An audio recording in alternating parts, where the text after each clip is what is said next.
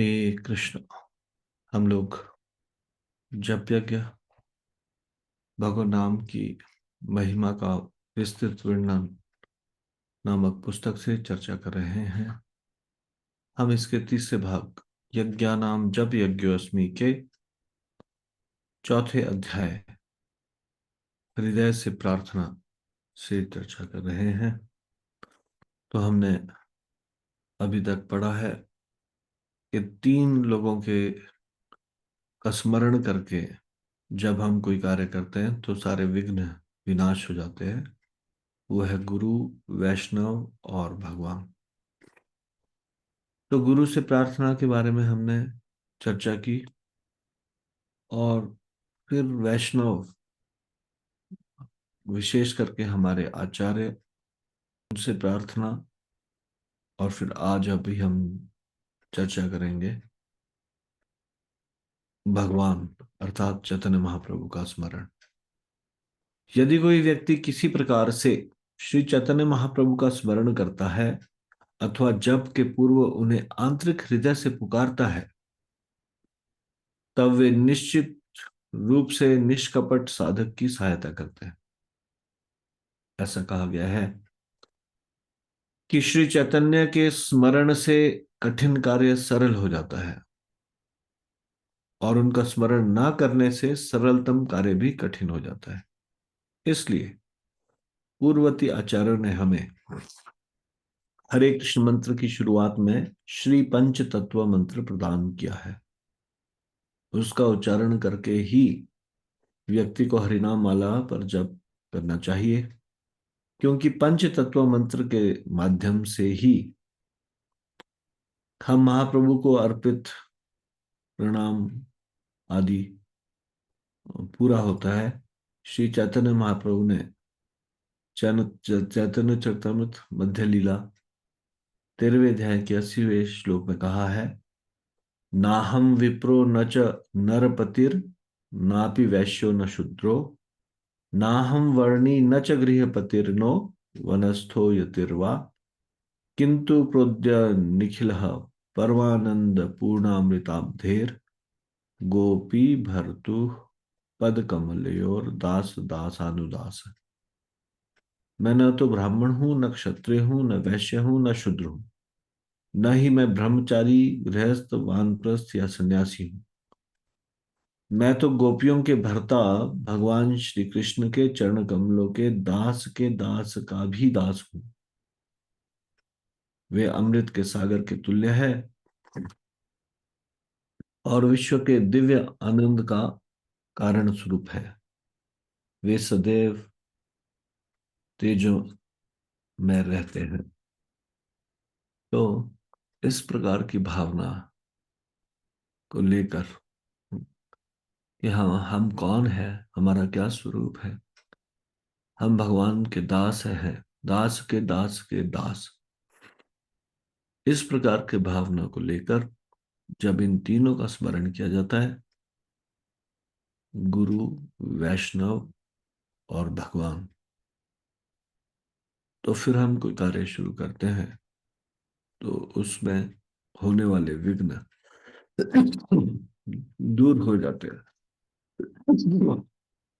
तो इसलिए हृदय से प्रार्थना करना बहुत आवश्यक है। प्रार्थना बहुत शक्तिशाली है।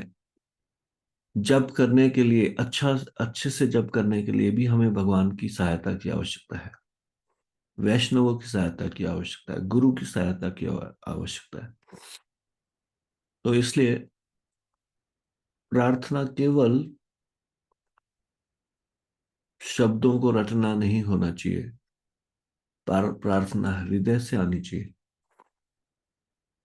जब हम इस प्रकार से हृदय से भगवान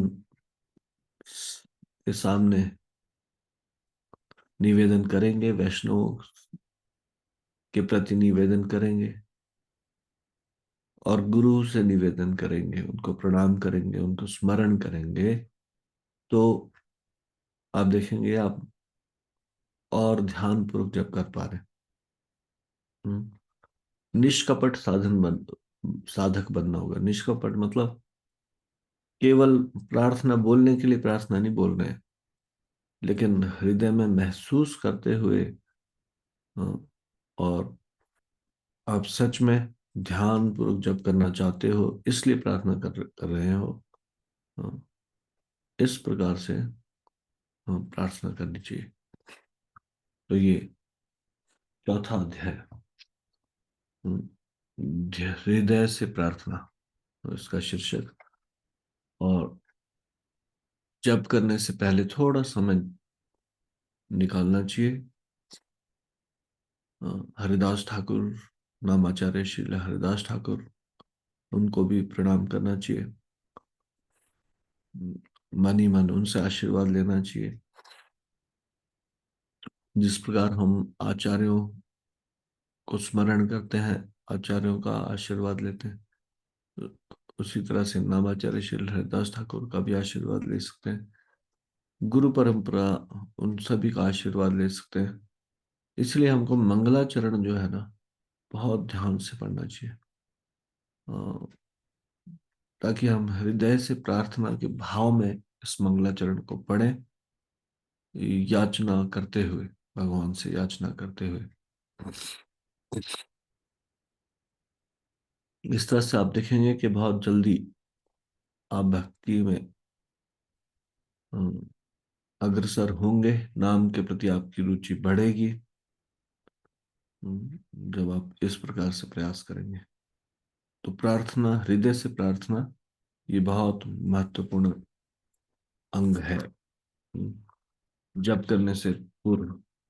जप करने के पश्चात भी बहुत एकदम से तुरंत उठ जाएं और अपने ऑफिस के लिए तैयार या जो भी अन्य कार्य के लिए तैयार होने लगे, ऐसा ना करके थोड़ा सा जब पूरा होने पर भगवान से प्रार्थना करना चाहिए, सारा दिन भर आप सही चेतना में रह सके।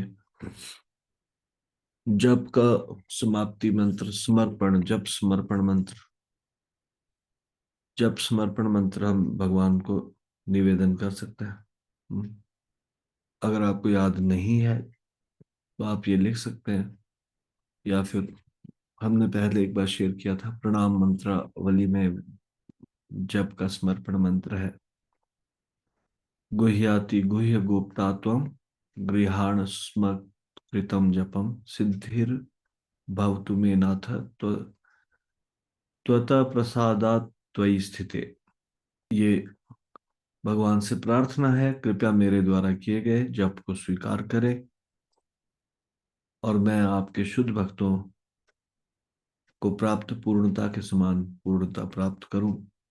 इस प्रकार से जप को शुरुआत भी प्रार्थना से होनी चाहिए, और जप की समाप्ति भी प्रार्थना से होनी चाहिए।